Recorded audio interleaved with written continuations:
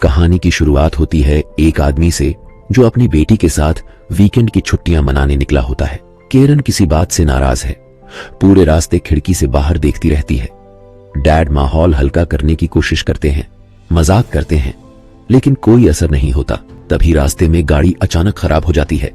मजबूर होकर दोनों पास के एक छोटे से सुनसान टाउन में रुकते हैं। गाड़ी गराज में छोड़ दी जाती है और इंतजार करते हुए दोनों सामने के होटल में बैठ जाते हैं। डैड अखबार में एक एड देखते हैं, एस्केप रूम। वो केरन को समझाते हैं कि यह एक गेम होता है जहां बंद कमरे में पहेलियां सुलझानी होती हैं और 1 घंटे में बाहर निकलना होता है। यह सुनते ही केरन की आंखों में पहली बार चमक आती है। वो कहती है उसके दोस्तों ने भी खेला है, वो भी ट्राई करना चाहती है।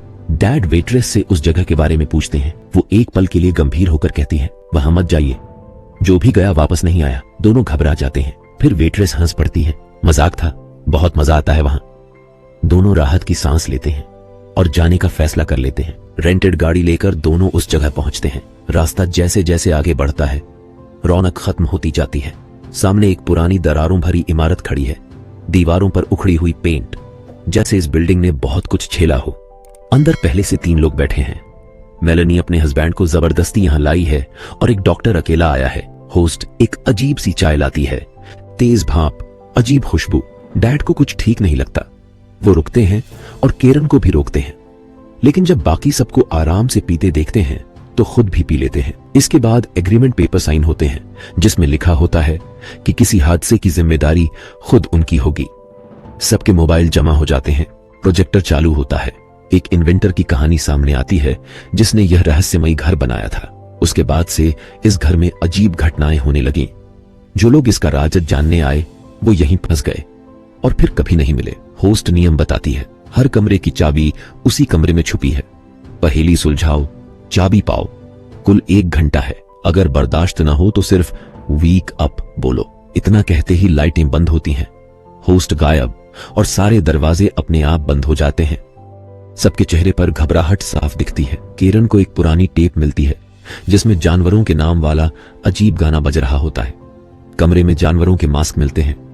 केरन गाने के क्रम के हिसाब से मास्क अलग अलग जगह सजाती है। जैसे ही आखिरी मास्क सही जगह पर रखा जाता है, दीवार में एक छोटी खिड़की खुलती है। अंदर नंबर वाली तिजोरी। मेलनी का हस्बैंड सांप वाला मास्क पहन लेता है। कुछ ही सेकंड में उसे अपने हाथ के नीचे कुछ हिलता महसूस होता है, जैसे छोटे छोटे सांप रेंग रहे हों। पास एक औरत की परछाई दिखती है। वो मास्क फेंककर चिल्लाता है कि चाय में कुछ मिला था। डॉक्टर एक लैंप जलाता है। रोशनी पड़ते ही मास्क पर नंबर चमकने लगते हैं। वो नंबर तिजोरी में डाले जाते हैं। तिजोरी खुलती है और पहली चाबी मिलती है। अगले कमरे में हर तरफ घड़ियां हैं, अजीब मशीनें हैं जिनकी आवाजें माहौल को और डरावना बना देती हैं। टाइमर पर 50 मिनट बचे हैं। मेलेनी एक पुराना फोन उठाती है। दूसरी तरफ से उसकी अपनी ही आवाज आती है। फोन हस्बैंड को दिया जाता है।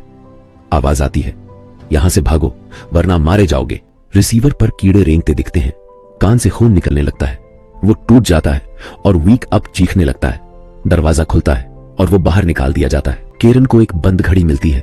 उस पर समय रुका है 10:12। वो पास रखे रेडियो पर वही फ्रीक्वेंसी सेट करती है। एक बूढ़े की आवाज आती है, डैड। उसे टाइपराइटर पर टाइप करते जाते हैं। लाइन आती है 11:55। केरन घड़ी में वो वक्त सेट करती है और एक चाबी गिरती है। उस चाबी से एक अलमारी खुलती है। तेज बदबू बाहर आती है। केरन झांकती है। अंदर से किसी ने उसका हाथ पकड़ लिया। सामने होस्ट खड़ी है, पेट में चाकू घुसा हुआ, खून बह रहा है। कांपती आवाज में कहती है, इन्वेंटर वापस आ गया है, पागल है, मास्टर चाबी ढूंढो और भागो। अलमारी अपने आप बंद हो जाती है। मेलनी कहती है, यह सब एक्टिंग है, गेम का हिस्सा है। डैड का गुस्सा फूट पड़ता है। वो दरवाजा पीटते हैं, आवाजें लगाते हैं, लेकिन कोई नहीं खुलता। अब सबको समझ आ जाता है कि वो सच में फंस चुके हैं और इन्वेंटर सच में इस घर में है। कमरे से बाहर जाने का एक ही रास्ता है।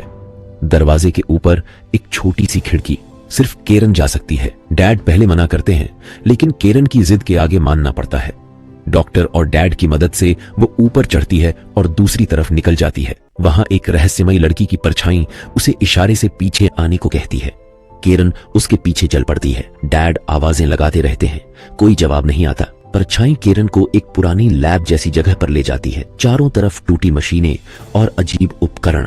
अंधेरे से आवाज आती है, मास्टर की ढूंढो। एक कपड़े से ढकी लाश। केरन कपड़ा हटाती है और चीख निकल जाती है। वो डर के मारे एक छोटी सी जगह में छुप जाती है। वही डरावना इंसान कमरे में आ जाता है और तभी वो लाश हिलने लगती है जैसे उसमें जान आ गई हो। उधर डैड, मेलेनी और डॉक्टर एक नए कमरे में पहुंचते हैं। टाइमर पर 35 मिनट बचे हैं। डॉक्टर को एक नंबर वाला बॉक्स मिलता है। छत के पंखे पर नंबर लिखे हैं लेकिन दिखते नहीं। वो प्रोजेक्टर की रोशनी शीशे पर डालते हैं और उसका रिफ्लेक्शन पंखे पर फेंकते हैं। नंबर साफ दिखने लगते हैं। बॉक्स खुलता है, नई चाबी मिलती है। डैड और डॉक्टर बाहर निकलते हैं। मेलेनी रुक जाती है। प्रोजेक्टर स्क्रीन पर वो खुद को बार बार उसी कमरे में लौटते हुए देखती है। जितनी बार बाहर जाने की कोशिश करती है उसी कमरे में वापस आ जाती है। मेलेनी टाइम लूप में फंस चुकी है। फिर उसे अपने हस्बैंड की लाश दिखती है और वो समझ जाती है कि उसे बाहर नहीं निकाला गया था, मारा गया था। डर के मारे वो एक लकड़ी की सीढ़ी पर चढ़कर भागने की कोशिश करती है। सीढ़ी का एक हिस्सा टूटता है। वो गिरती है और नीचे रखी एक नुकीली चीज उसके सिर में घुस जाती है। मेलेनी की दर्दनाक मौत। उधर डॉक्टर को केरन की चीख सुनाई देती है। वो अकेला उस कमरे में आता है और दरवाजा खोलकर केरन को बाहर खींच लेता है। केरन रोते हुए डॉक्टर पर शक करती है कि उसे कैसे पता था वो वहां है और डैड को साथ क्यों नहीं लाया। डॉक्टर कहता है, चीख सुनी, बस आ गया। एक कागज पर लिखा मिलता है कि ऑब्जेक्ट पेट के अंदर है। पास एक सुरंग पर ताला है। कमोड के अंदर हाथ डालने पर एक कटा हुआ हाथ टकराता है। डॉक्टर डरकर पीछे हट जाता है। केरन आगे बढ़ती है, हाथ बाहर निकालती है, नकली है। फिर दोबारा हाथ डालती है और चाबी मिल जाती है। दोनों सुरंग में घुसते हैं। तभी पीछे से कोई आता है और डॉक्टर पर हमला कर देता है। अंधेरे में चीखें गूंजती हैं, डॉक्टर मारा गया। केरन किसी तरह अपने डैड तक पहुंचती है। दोनों बाहर निकलते हैं। बाहर सब कुछ बिल्कुल सामान्य है, जैसे कुछ हुआ ही नहीं। केरन खुशी से कहती है, डैड, गाड़ी ठीक हो गई। दोनों दौड़कर गाड़ी के पास पहुंचते हैं और अंदर बैठ जाते हैं। डैड चाबी ढूंढते हैं और तभी उनकी नजर गाड़ी के दरवाजे पर पड़ती है। एक नहीं, कई अजीब और डरावने ताले लगे हैं। दोनों एक दूसरे को देखते हैं। वो घर से बाहर तो आ गए, लेकिन खेल अभी खत्म नहीं हुआ। यही इस कहानी की सबसे बड़ी सच्चाई है। यह एस्केप रूम सिर्फ एक गेम नहीं था, यह उस पागल इन्वेंटर का बनाया हुआ एक खौफनाक जाल था। एक बार जो इसमें घुसा, वो कभी पूरी तरह बाहर नहीं निकल पाया। यहां मरने वाले लोगों की आत्माएं भी इस घर में कैद हो जाती हैं। खुद इन्वेंटर की आत्मा भी यहां भटकती है और नए लोगों को अपना शिकार बनाती रहती है। वो इस टाउन में आने वालों को धीरे धीरे इस खेल में खींचता है और जो एक बार अंदर आया उसके लिए बाहर का रास्ता शायद कभी नहीं खुलता। केरन और उसके डैड का भी यही हश्र होने वाला था। यही वजह है कि इस कहानी का नाम है नो एस्केप रूम।